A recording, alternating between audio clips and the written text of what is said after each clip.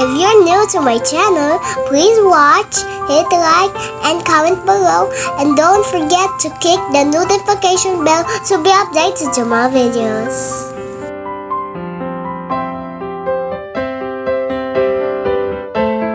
Hello, and welcome to today's lesson on judging the relevance and worth of ideas, soundness of authors' reasoning, and effectiveness of presentation. In this lesson, we will explore how to evaluate ideas and arguments critically, and how to determine if they are worth considering and accepting.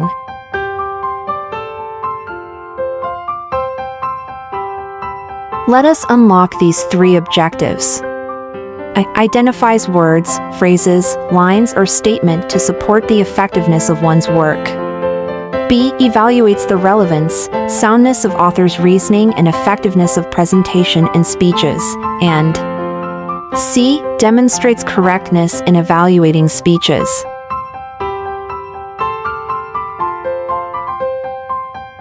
Our first task is to read this article and then try to answer the questions that follow. If you are ready with me. Increase expected.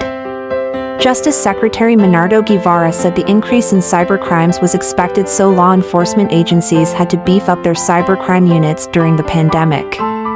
Where direct personal interactions are reduced, more crimes will be committed in cyberspace, he said. Guevara said it was imperative that law enforcement agencies beef up their cybercrime units, upgrade their technologies, and enhance their investigative capabilities.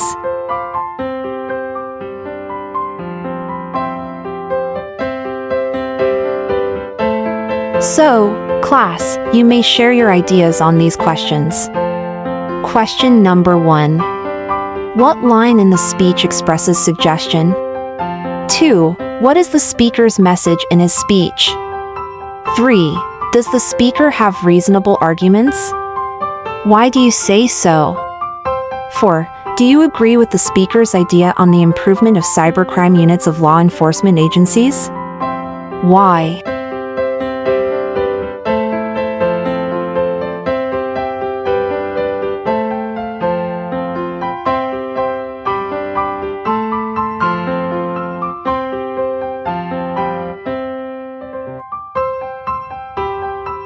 Here is a quotation from Martin Luther King.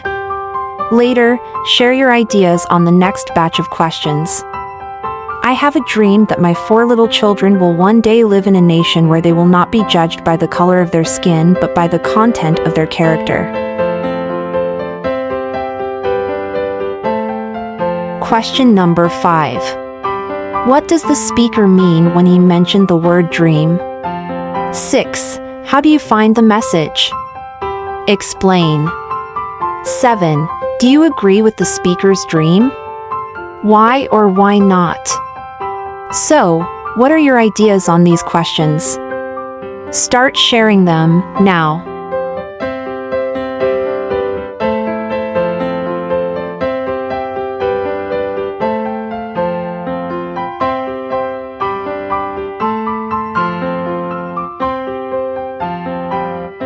Let us try to understand these lines from the speech of our former Department of Education Secretary Leonor Magtolas Briones. Here are the lines.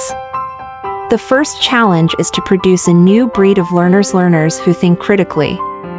Critical thinking is not about teaching our children to criticize.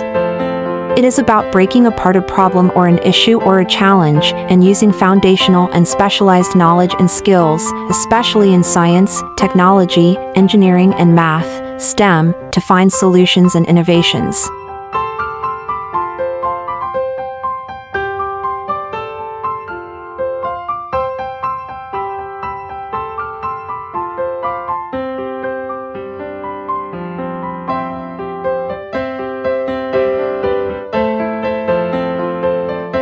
Let us hear your thoughts about these questions. 8. What is your opinion of the speaker's definition of critical thinking?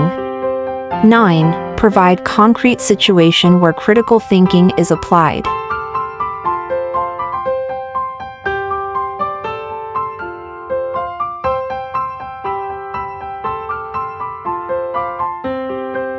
In this lesson, you will be asked to evaluate different genres of literature, such as stories, poems, articles, songs, speeches, excerpts, and many others.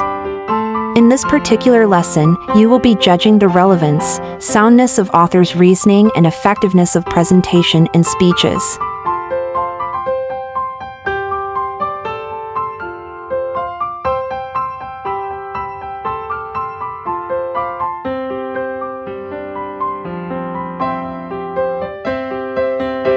Do more. Learn more. Come on, let us do this. Read with me as we start to unleash the idea presented by the writer, Steve Jobs, in his writing. Let's start. Do what you love. Your work is going to fill a large part of your life, and the only way to be truly satisfied is to do what you believe is great work.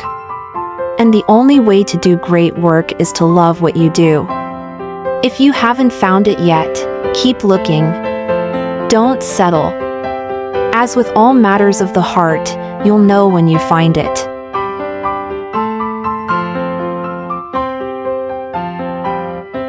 Do you agree with the speaker that the only way to do great work is to love what you do? Why or why not? Now, pick a line from the speech that is most striking to you and explain your answer.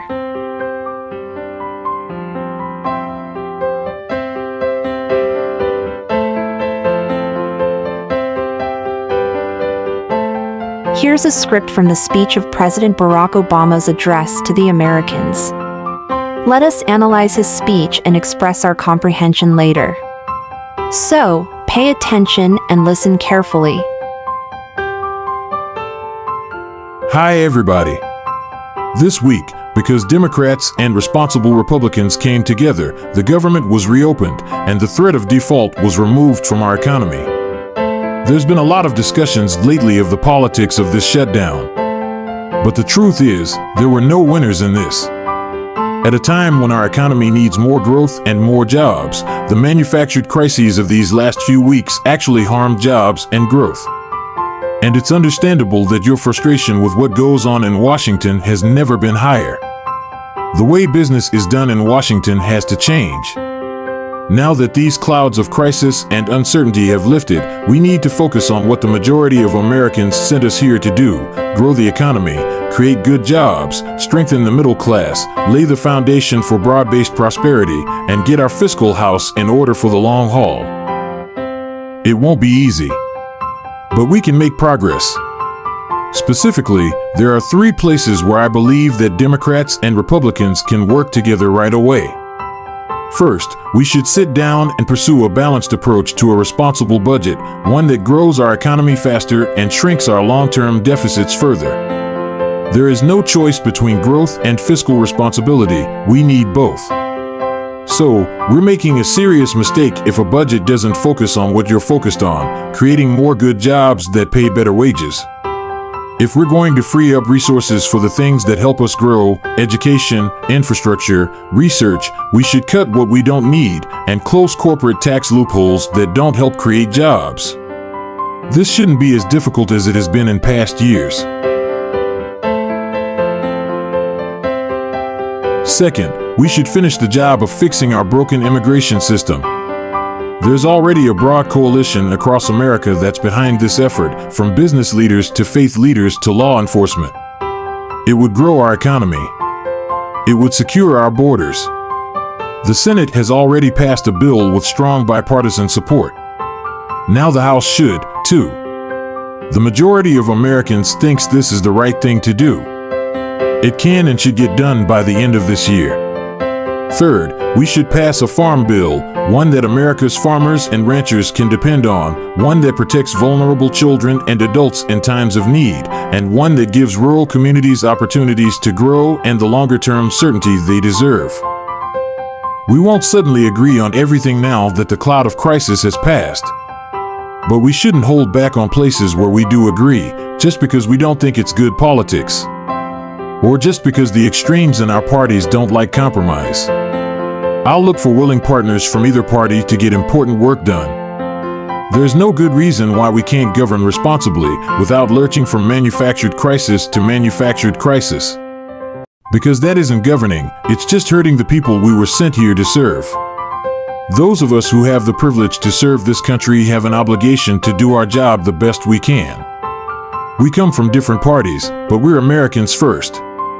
And our obligations to you must compel all of us, Democrats and Republicans, to cooperate and compromise and act in the best interests of this country we love.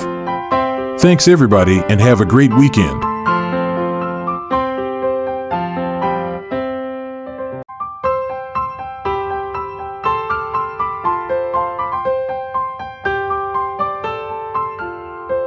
Moving on to sharing of your thoughts and ideas. Here are some questions to determine your understanding on Obama's speech. 1. What issue is presented in the speech? 2. What is the speaker's claim, thesis statement, about the issue presented in the speech? 3. Do the words used clearly express the message of the speech? 4. Do you agree with author's points that Democrats and Republicans can work together? Why or why not? Are you ready to share? Let us start.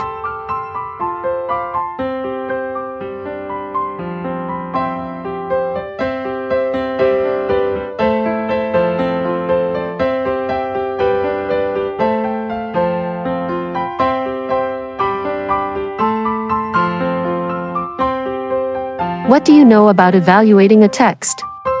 Evaluating is a reading strategy conducted during and after reading. This involves encouraging the reader to form opinions, make judgments, and develop ideas. When reading, you sometimes consider the validity and the effectiveness of the materials read. You need to evaluate information to confirm, to extend, or to change your personal views based on the topic of the reading. It is important for you to explain when you do not agree with information in a text.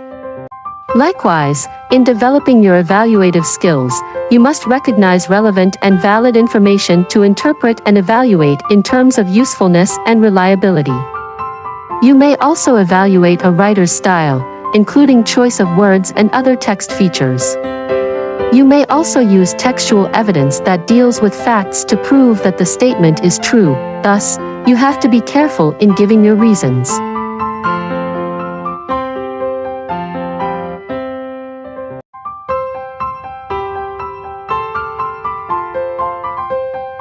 Let's talk about the relevance and worth of ideas. When considering an idea, it's important to ask yourself whether it is relevant to the topic at hand and whether it is worth considering. You should also consider the source of the idea and whether it is a credible and trustworthy source. If the idea is relevant, credible, and worth considering, then it may be worth exploring further.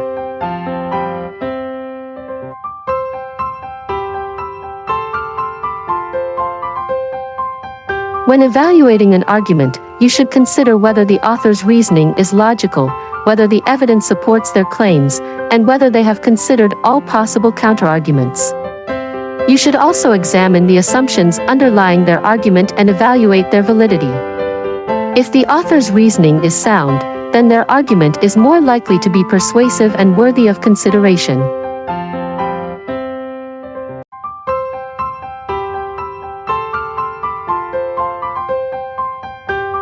How to evaluate the effectiveness of presentation.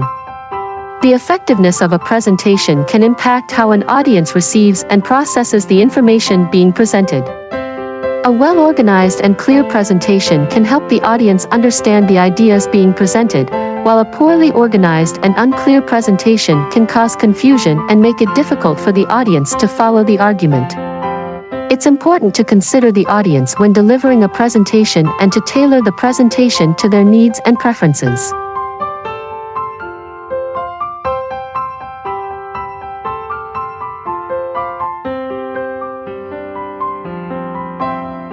In summary, when evaluating ideas and arguments, it's important to consider their relevance and worth, the soundness of the author's reasoning, and the effectiveness of the presentation.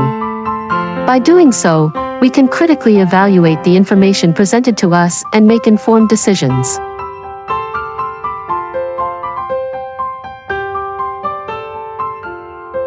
Guided activity I think it is. Directions. Below are statements taken from President Barack Obama's speech.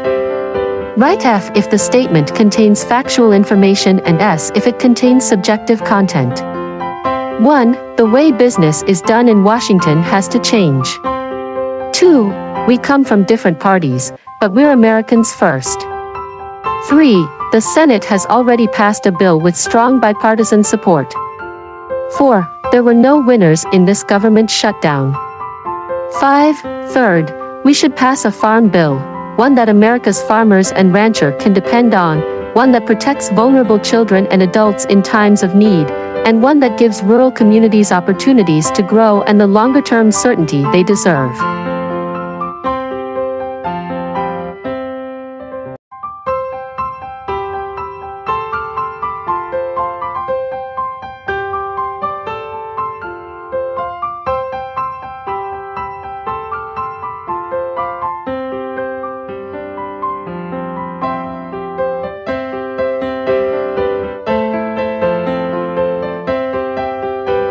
Moving on to our next task. Say what? Directions. Answer the questions that follow. 1. What are the differences between factual information and subjective content? 2. How did you identify the statement as factual information or as a subjective content?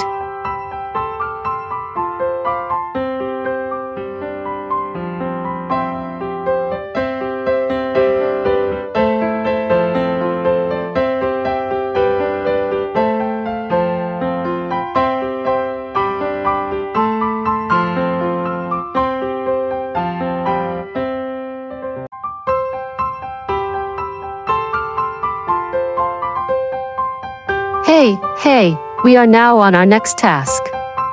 President's words. Directions. Answer the questions by completing each statement with the most appropriate words or phrases taken from former President Barack Obama's speech. The first one is done for you. A. America experienced the threat of asterisk default on its debt, and now that it is removed, President Obama said that the way business in Washington is done has to change. In what ways are they going to change it and bring back the economy's strength? Sample answer. President Obama said, grow the economy, create good jobs, strengthen the middle class, lay the foundation for broad-based prosperity, and get our fiscal house in order for the long haul.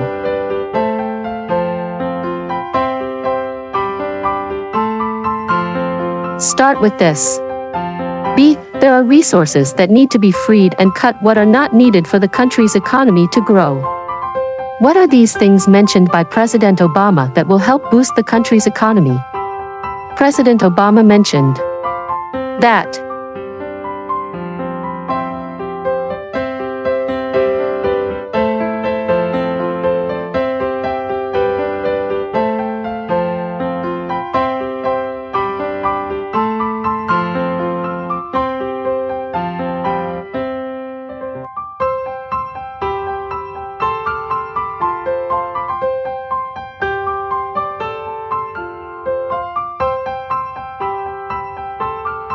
What about this one? C. One of the ways which President Obama believes the Democrats and Republicans can work right away is passing a farm bill. What is a farm bill? President Obama explained that.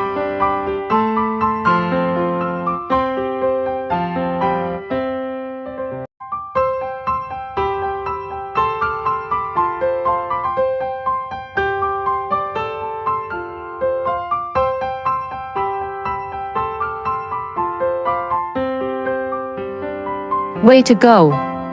Keep on learning. Directions. Give your understanding on President Obama's speech by answering the questions below.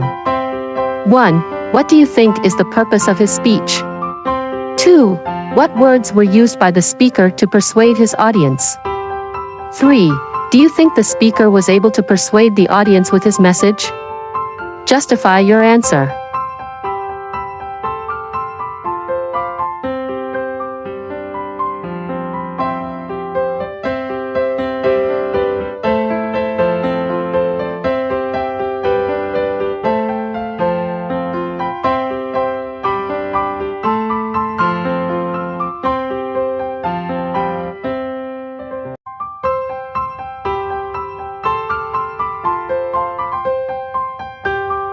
What does the line imply? The youth is the hope of the fatherland. A quotation of Dr. Jose P. Rizal.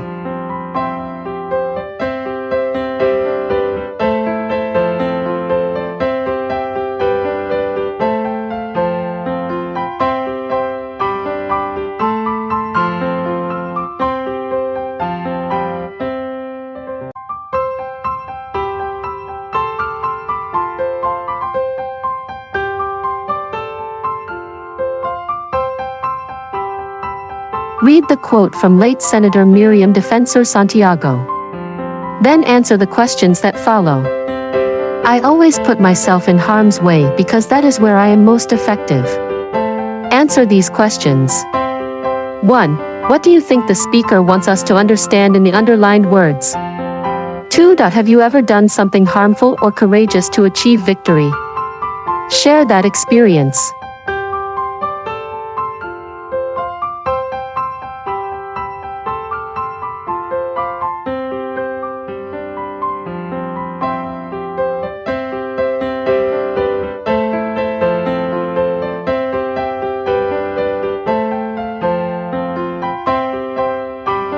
Read the excerpts of the speeches below and answer the questions that follow. We won't suddenly agree on everything now that the cloud of crisis has passed.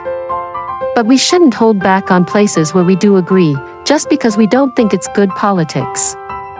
Or just because the extremes in our parties don't like compromise. I'll look for willing partners from either party to get important work done.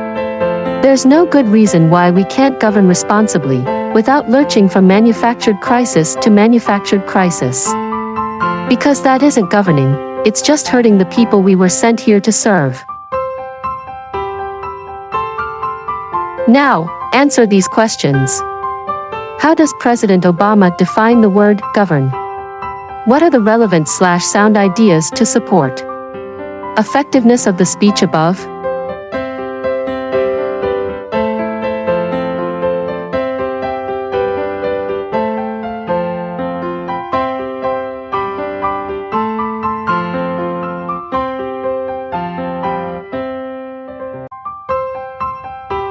Here is President Jose P. Laurel's speech. Let us read it and comprehend the ideas presented on it. It is trite saying that the future belongs to the youth, especially to those dynamic, aggressive, and self-confident young men and women who have foresight. Thus, they have the bounden duty to ensure it. So much faith the greatest Filipino patriot and hero, Rizal, had in the youth of the land that while he was still in his teens, he dedicated to it his prize-winning poem entitled To the Filipino Youth, and he called the Filipino youth, not without reason and justification, fair hope of my fatherland.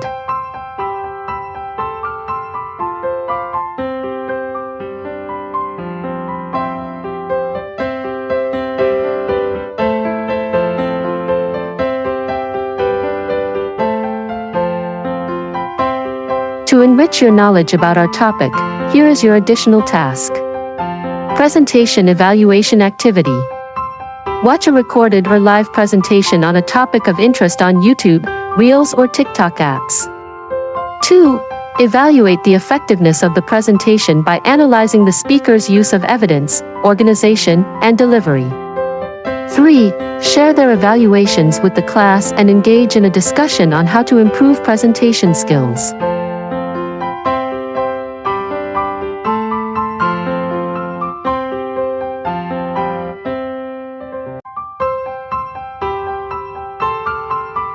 Aja! We were able to conquer all the tasks in this lesson. I am sure you are able to grasp knowledge and concepts on judging the relevance of the ideas presented to you, and that never forget these lines. No to hasty judgment. Evaluate its relevance to one's life. It's an easy learning session of our topic again. See you on our next class.